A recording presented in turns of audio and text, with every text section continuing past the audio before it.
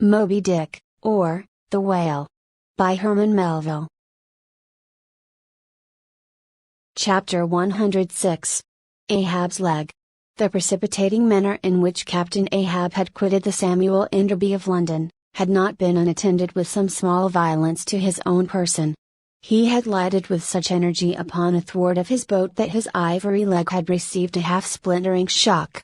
And when after gaining his own deck, and his own pivot hole there, he so vehemently wheeled round with an urgent command to the steersman, it was, as ever, something about his not steering inflexibly enough. Then, the already shaken ivory received such an additional twist and wrench, that though it still remained entire, and to all appearances lusty, yet Ahab did not deem it entirely trustworthy.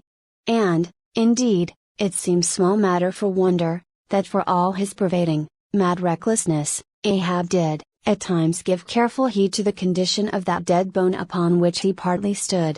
For it had not been very long prior to the Pequod's sailing from Nantucket, that he had been found one night lying prone upon the ground, and insensible, by some unknown, and seemingly inexplicable, unimaginable casualty, his ivory limb having been so violently displaced, that it had stake-wise smitten, and, all but pierced his groin. Nor was it without extreme difficulty that the agonizing wound was entirely cured.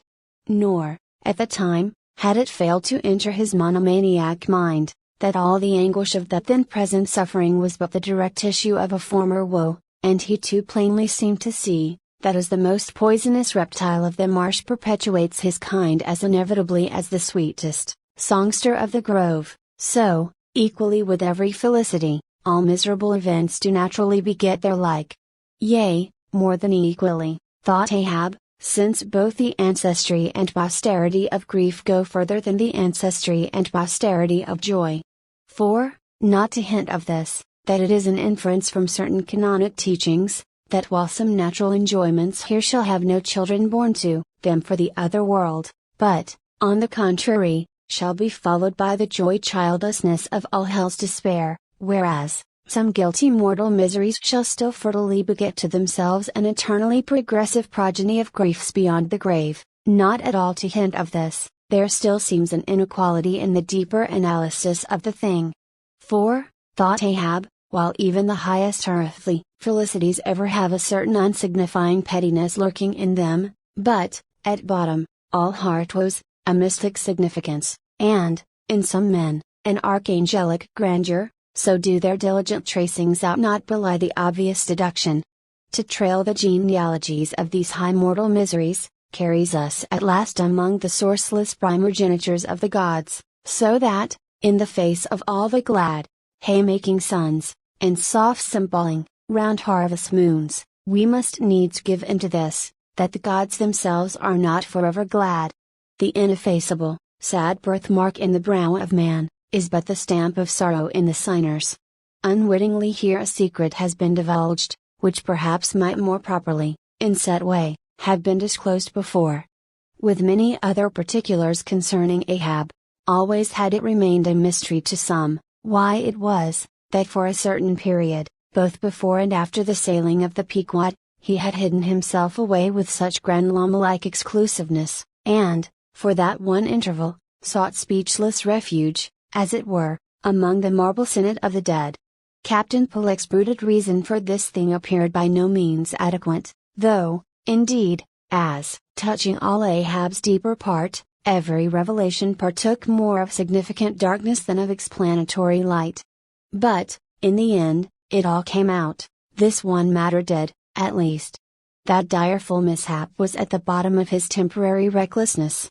And not only this, but to that ever-contracting, dropping circle ashore, who, for any reason, possessed the privilege of a less band approach to him, to that timid circle the above-hinted casualty remaining, as it did, moodily unaccounted for by Ahab, invested itself with terrors, not entirely undrived from the land of spirits and of whales. So that, through their zeal for him, they had all conspired, so far as in them lay, to muffle up the knowledge of this thing from others. And hence it was, that not till a considerable interval had elapsed, did it transpire upon the Pequod's decks. But be all this as it may, let the unseen, ambiguous synod in the air, or the vindictive princes and potentates of fire, have to do or not with earthly Ahab, yet, in this present matter of his leg, he took plain practical procedures he called the carpenter. And when that functionary appeared before him, he bade him without delay set about making a new leg, and directed the mates to see him supplied with all the studs and joists of jaw ivory, sperm whale, which had thus far been accumulated on the voyage, in order that a careful selection of the stoutest, clearest grained stuff might be secured. This done, the carpenter received orders to have the leg completed that night, and to provide all the fittings for it, independent of those pertaining to the distrusted one in use. Moreover, the ship's forge was ordered to be hoisted out of its temporary idleness in the hold, and, to accelerate the affair, the blacksmith was commanded to proceed at once to the forging of whatever iron contrivances might be needed.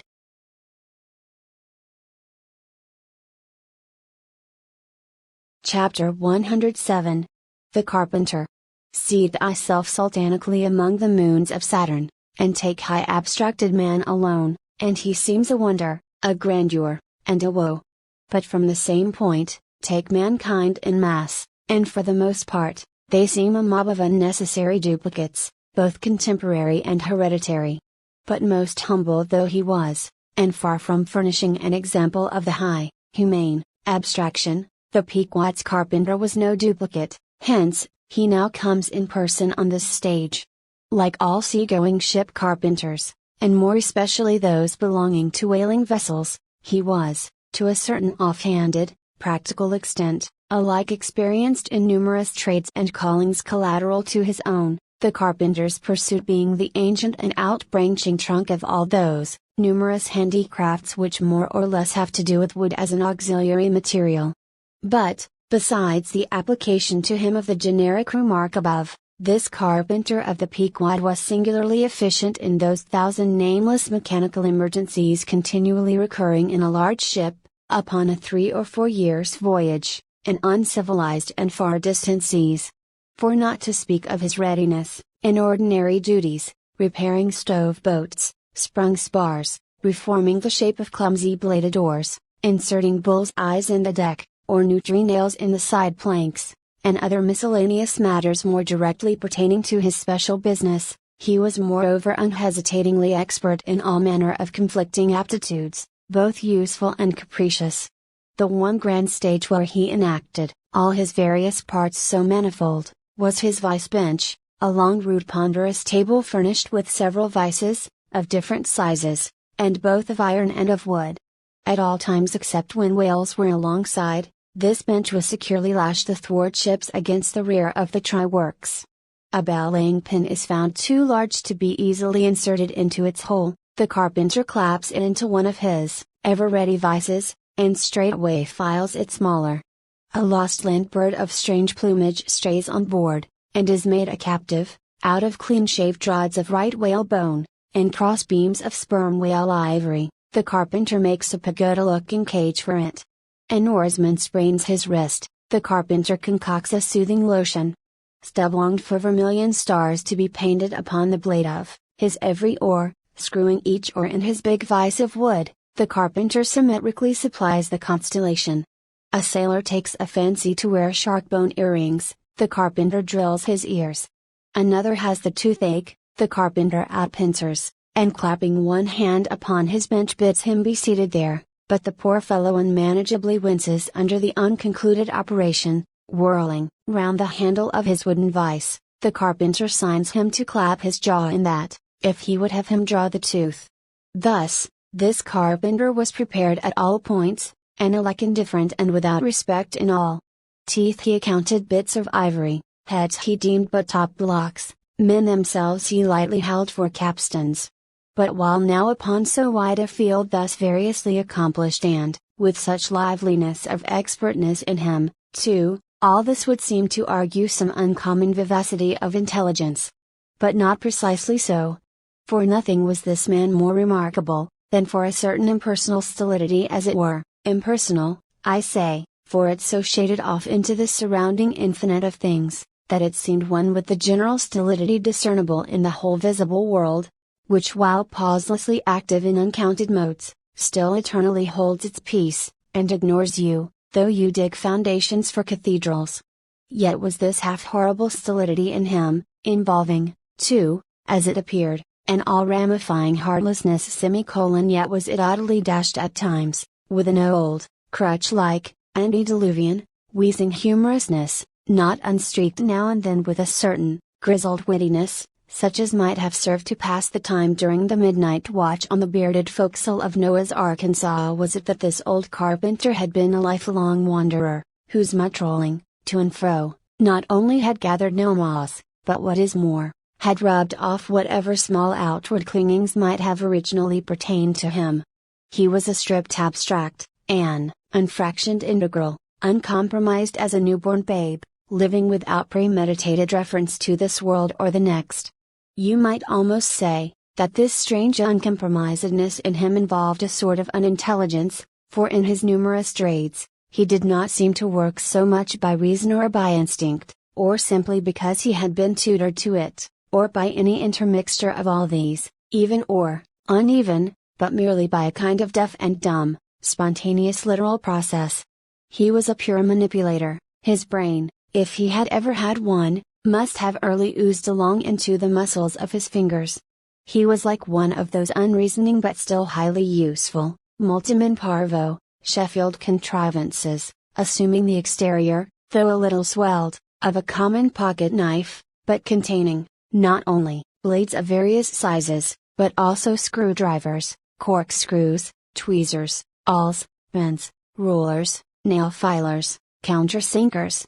So, if his superiors wanted to use the carpenter for a screwdriver, all they had to do was to open that part of him, and the screw was fast, or if for tweezers, take him up by the legs, and there they were. Yet, as previously hinted, this omnitooled, open and shut carpenter, was, after all, no mere machine of an automaton.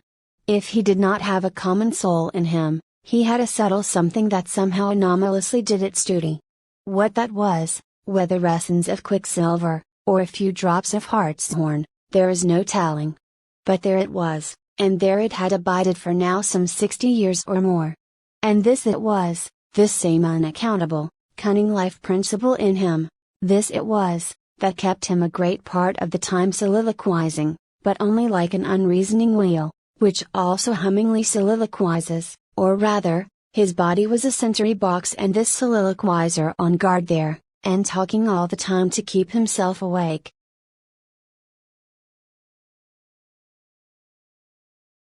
Chapter 108. Ahab and the Carpenter. The deck, first night watch. Carpenter standing before his vice bench, and by the light of 2 lanterns busily filing the ivory joist for the leg, which joist is firmly fixed in the vice. Slabs of ivory, leather straps, pads, screws, and various tools of all sorts lying about the bench. Forward, the red flame of the forge is seen, where the blacksmith is at work, drat the file, and drat the bone. That is hard which should be soft, and that is soft which should be hard. So we go, who file old jaws and shin bones. Let's try another. Now, this works better, sneezes. Helloa, this bone dustes, sneezes Wyatt's, sneezes yes it's, sneezes bless my soul, it won't let me speak. This is what an old fellow gets now for working in dead lumber. Saw a live tree, and you don't get this dust, amputate a live bone, and you don't get it, sneezes. Come, you old smut, there, bear a hand, and let's have that Veruland buckle screw, I'll be ready for them presently. Lucky now, sneezes, there's no knee joint to make, that might puzzle a little, but a mere shin bone, why it's easy as making hop poles, only I should like to put a good finish on, time, if I but only had the time, I could turn him out as neat a leg now as ever, sneezes, scrape to a lady in a parlor. Those buckskin legs and calves of legs I've seen in shop windows wouldn't compare at all. They soak water, they do, and of course get rheumatic, and have to be doctored, sneezes, with washes and lotions, just like live legs.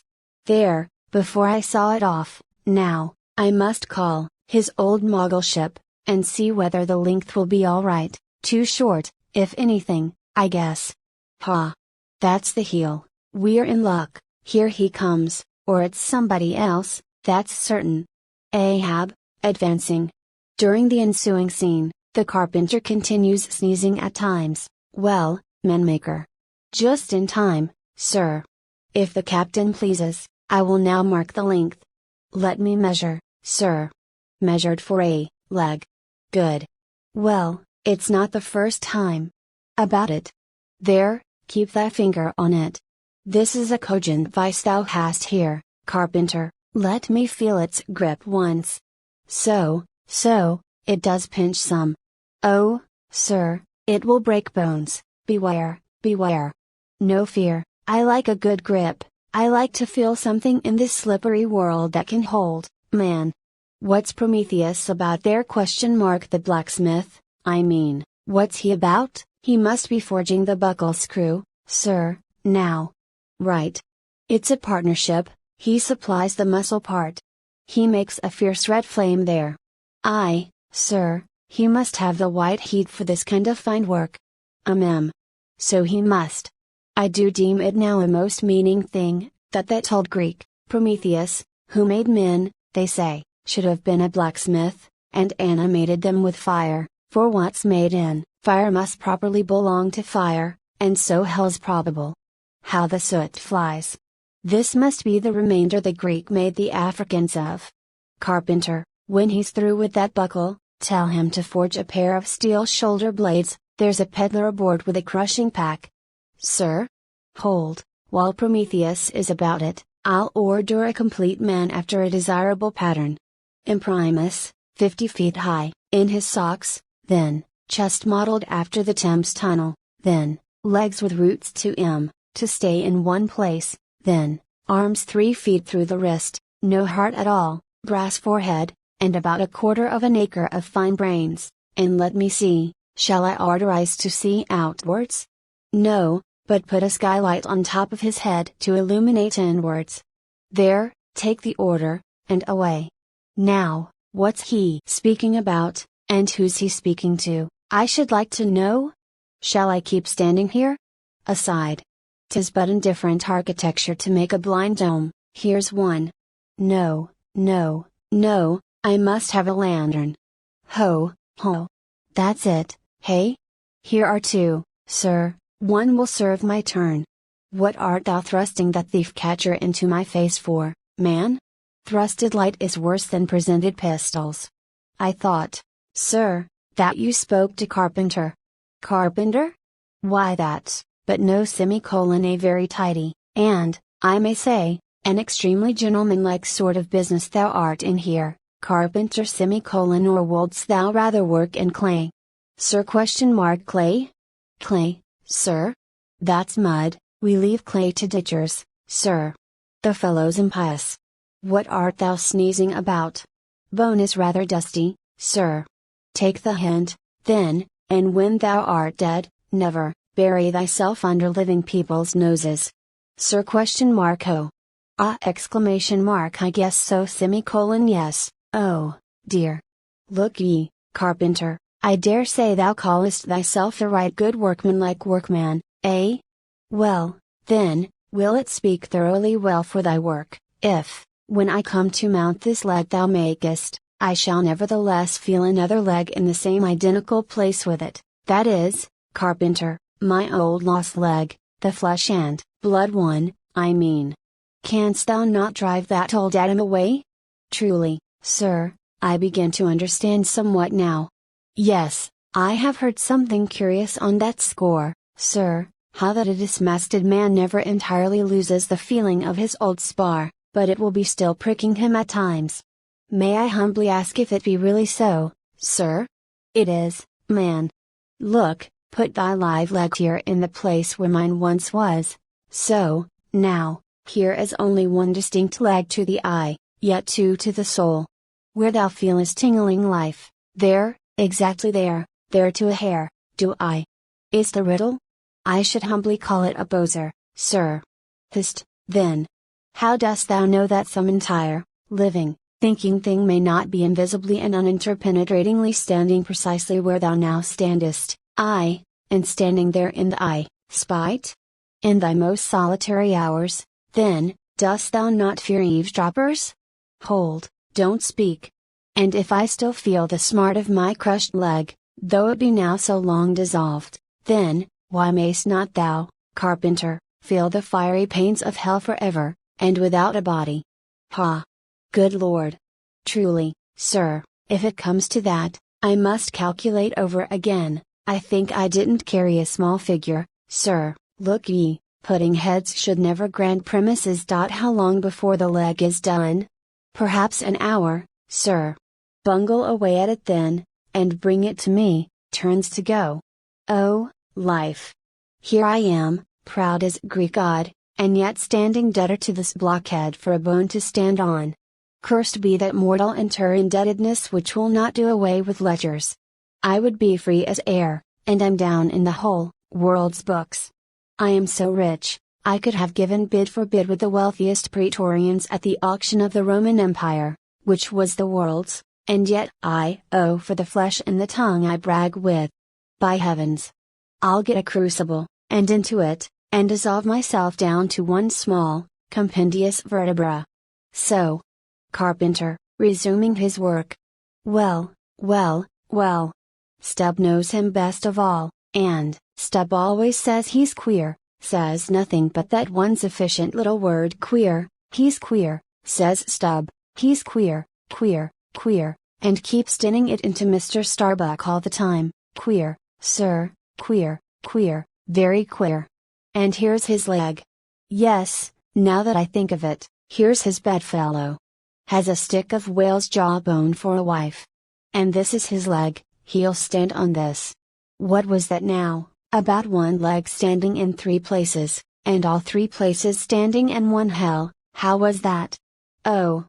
I don't wonder he looked so scornful at me. I'm a sort of strange-thoughted sometimes, they say, but that's only haphazard like. Then, a short, little old body like me, should never undertake to wade out into deep waters with tall, heron-built captains. The water chucks you under the chin pretty quick, and there's a great cry for lifeboats. And here's the heron's leg. Long and slim, sure enough. Now, for most folks one pair of legs lasts a lifetime, and that must be because they use them mercifully, as a tender-hearted old lady uses her roly-poly old coach horses. But Ahab, oh he's a hard driver. Look, driven one leg to death, and spavined the other for life, and now wears out bone legs, by the cord. Halloa, there, you smut! Bear a hand there with those screws, and let's finish it before the resurrection fellow comes a-calling with his horn for all legs, true or false, as brewery men go round collecting old beer barrels, to fill 'em up again. What a leg this is! It looks like a real live leg, filed down to nothing but the core. He'll be standing on this tomorrow, he'll be taking altitudes on it. Halloa! I almost forgot the little oval slate, smoothed ivory, where he figures up the latitude. So, chisel, file, and sandpaper.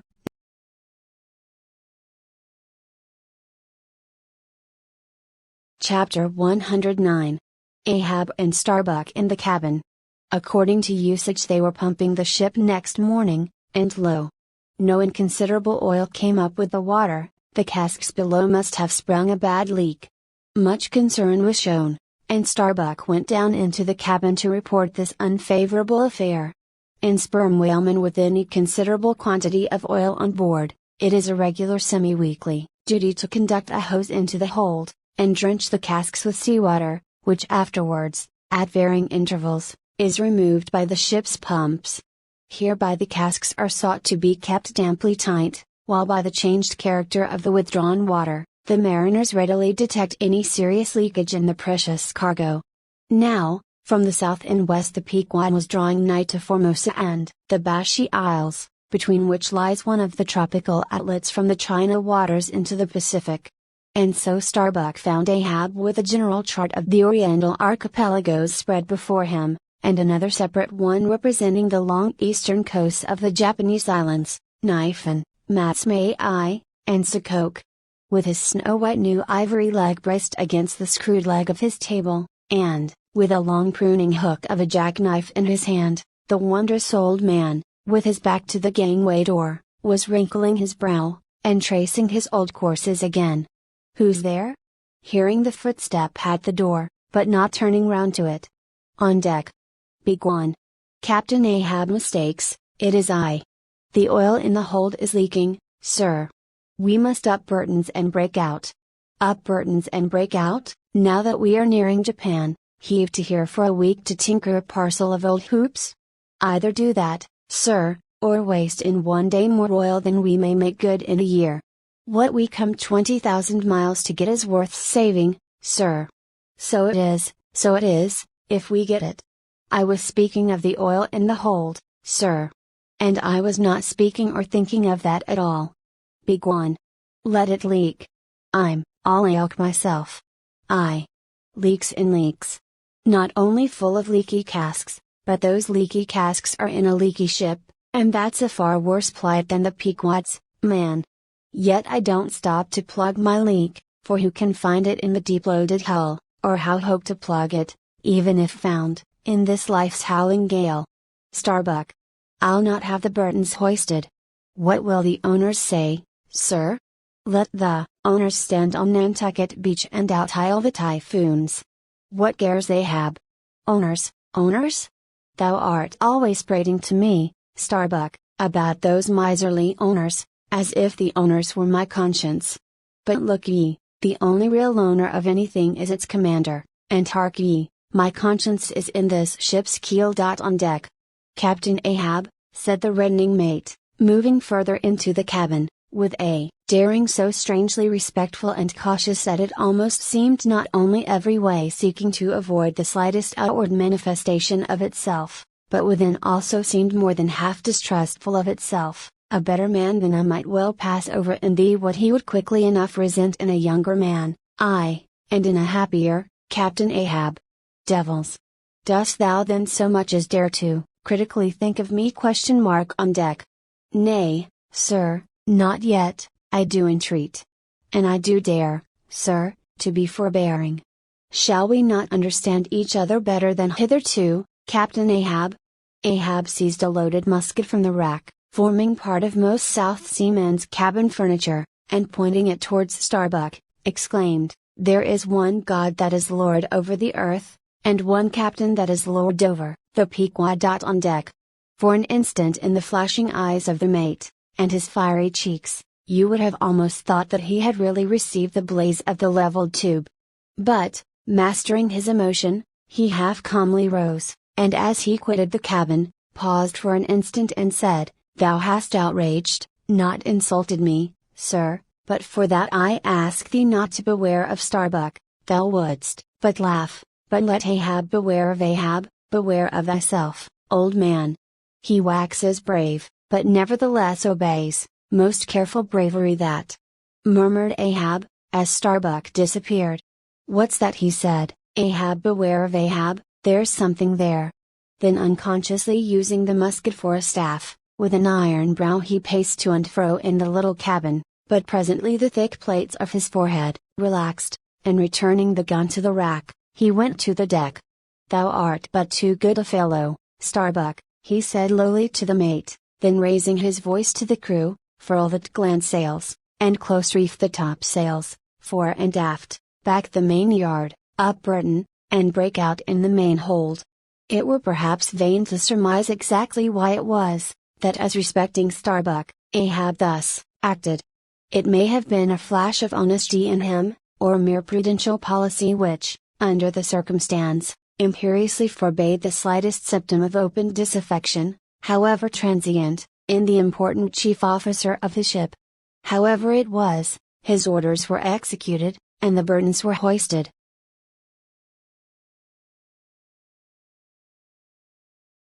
Chapter 110. Queequeg and his coffin. Upon searching, it was found that the casks last struck into the hold were perfectly sound, and that the leak must be further off. So, it being calm weather, they broke out deeper and deeper, disturbing the slumbers of the huge ground chair butts, and from that black midnight sending those gigantic moles into the daylight above. So deep did they go, and so ancient, and corroded, and weedy the aspect of the lowermost puncheons, that you almost looked next for some mouldy cornerstone cask containing coins of Captain Noah, with copies of the posted placards, vainly warning the infatuated old world from the flood. Tiers after tiers, too, of water, and bread, and beef, and shooks of staves, and iron bundles of hoops, were hoisted out, till at last the piled decks were hard to get about, and the hollow hull echoed underfoot, as if you were treading over empty catacombs, and reeled and rolled in the sea like an air-freighted demijohn. Top-heavy was the ship as a dinnerless student with all Aristotle in his head. Well was it that the typhoons did not visit them then. Now, at this time it was that my poor pagan companion, and fast bosom friend, Queequeg, was seized with a fever, which brought him nigh to his endless end. Be it said, that in this vocation of whaling, sinecures are unknown, dignity and danger go hand in hand, till you get to be captain, the higher you rise the harder you toil. So with poor Queequeg, who, as harpooner, must not only face all the rage of the living whale, but, as we have elsewhere seen, mount his dead back in a rolling sea, and finally descend into the gloom of the hold, and bitterly sweating all day in that subterraneous confinement, resolutely manhandle the clumsiest casks and see to their stowage. To be short, among whalemen, the harpooners are the holders, so called. Poor Queequeg!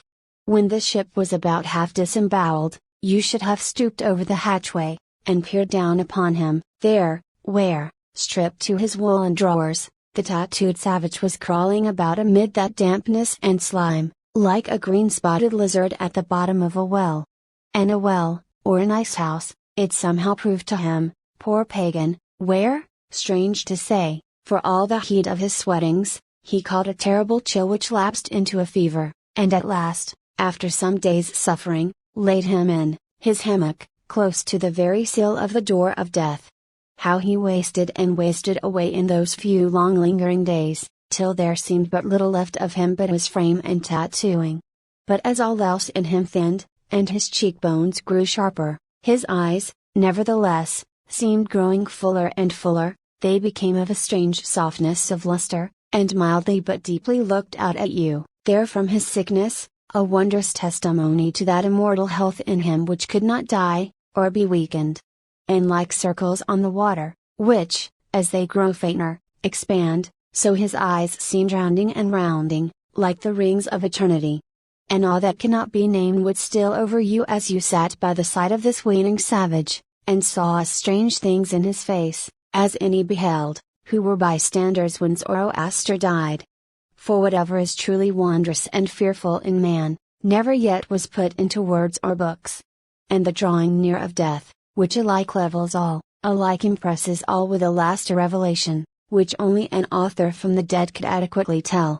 So that, let us say it again, no dying Chaldee or Greek had higher and holier thoughts than those, whose mysterious shades you saw creeping over the face of poor Queequeg, as he quietly lay in his swaying hammock, and the rolling sea seemed gently rocking him to his final rest, and the ocean's invisible flood tide lifted him higher and higher towards his destined heaven. Not a man of the crew but gave him up, and, as for Queequeg himself, what he thought of his case was forcibly shown by a curious favor he asked. He called one to him in the grey morning watch, when the day was just breaking, and taking his hand, said that while in Nantucket he had chanced to see certain little canoes of dark wood, like the rich war wood of his native isle, and upon inquiry, he had learned that all whalemen who died in Nantucket, were laid in those same dark canoes, and that the fancy of being so laid had much pleased him, for it was not unlike the custom of his own race, who, after embalming a dead warrior, stretched him out in his canoe, and so left him to be floated away to the starry archipelagos, for not only do they believe that the stars are isles, but that far beyond all visible horizons, their own mild, uncontinented seas, interflow with the blue heavens, and so form the white breakers of the Milky Way. He added, that he shuddered at the thought of being buried in his hammock, according to the usual sea custom, tossed like something vile to the death-devouring sharks. Number he desired a canoe like those of Nantucket, all the more congenial to him, being a whaleman, that like a whaleboat these coffin canoes were without a keel, though that involved but uncertain steering, and much leeway down the damages. Now, when this strange circumstance was made known aft, the carpenter was at once commanded to do Queequeg's bidding, whatever it might include. There was some heathenish, coffin-colored old lumber aboard, which, upon a long previous voyage, had been cut from the aboriginal groves of the Lackaday Islands, and from these dark planks the coffin was recommended to be made.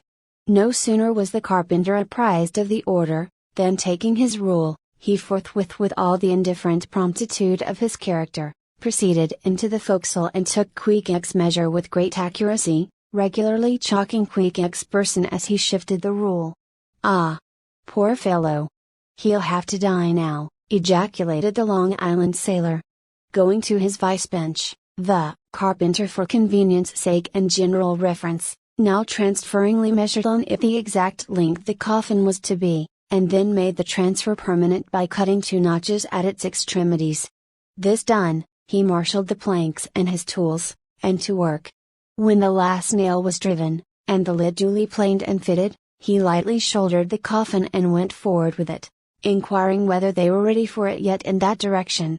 Overhearing the indignant but half-humorous cries with which the people on deck began to drive the coffin away, Queequeg, to every one's consternation, commanded that the thing should be instantly brought to him, nor was there any denying him, seeing that, of all mortals, some dying men are the most tyrannical, and certainly, since they will shortly trouble us so little forevermore, the poor fellows ought to be indulged. Leaning over in his hammock, Queequeg long regarded the coffin with an attentive eye. He then called for his harpoon, had the wooden stock drawn from it, and then had the iron part placed in the coffin along with one of the paddles of his boat. All by his own request, also, biscuits were then ranged round the sides within, a flask of fresh water was placed at the head, and a small bag of woody earth scraped up in the hold at the foot, and a piece of sailcloth being rolled up for a pillow. Queequeg now entreated to be lifted into his final bed, that he might make trial of its comforts, if any it had. He lay without moving a few minutes, then told one to go to his bag and bring out his little god, Yojo. Then crossing his arms on his breast with Yojo between, he called for the coffin lid, hatch he called it, to be placed over him. The head part turned over with a leather hinge, and there lay Queequeg in his coffin with little but his composed countenance in view. "Rar may I, it will do, it is easy," he murmured at last, and signed to be replaced in his hammock. But ere this was done, Pip, who had been slyly hovering nearby all this while, drew nigh to him where he lay, and with soft sobbings, took him by the hand, in the other, holding his tambourine. "Poor rover! Will ye never have done with all this weary roving? Where go ye now? But if the currents carry ye to those sweet Antilles where the beaches are only beat with water lilies, will ye do one little errand for me? Seek out one, Pip, who's now been missing long. I think he's in those far Antilles. If ye find him, then comfort him, for he must be very sad, for look. He's left his tambourine behind I found it. Rig-a-dig, dig, dig. Now, Queequeg, die, and I'll beat ye your dying march." "I have heard," murmured Starbuck, gazing down the scuttle, "that in violent fevers, men, all ignorance, have talked in ancient tongues, and that when the mystery is probed, it turns out always that in their wholly forgotten childhood those ancient tongues had been really spoken in their hearing by some lofty scholars.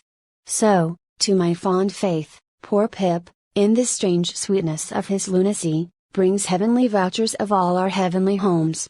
Where learned he that, but there ? Hark!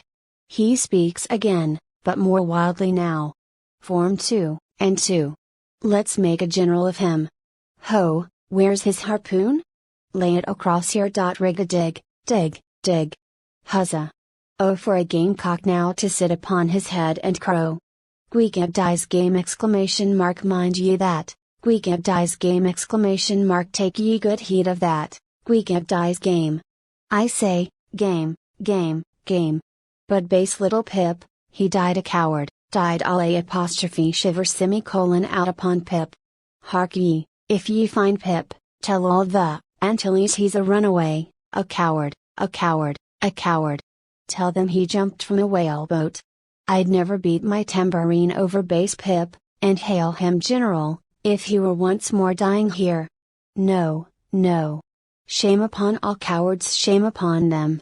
Let him go drown like Pip, that jumped from a whaleboat. Shame. Shame. During all this, Queequeg lay with closed eyes, as if in a dream. Pip was led away, and the sick man was replaced in his hammock. But now that he had apparently made every preparation for death, now that his coffin was proved a good fit, Queequeg suddenly rallied. Soon there seemed no need of the carpenter's box, and thereupon, when some expressed their delighted surprise, he, in substance, said, that the cause of his sudden convalescence was the semicolon at a critical moment. He had just recalled a little duty ashore, which he was leaving undone, and therefore had changed his mind about dying. He could not die yet, he averred.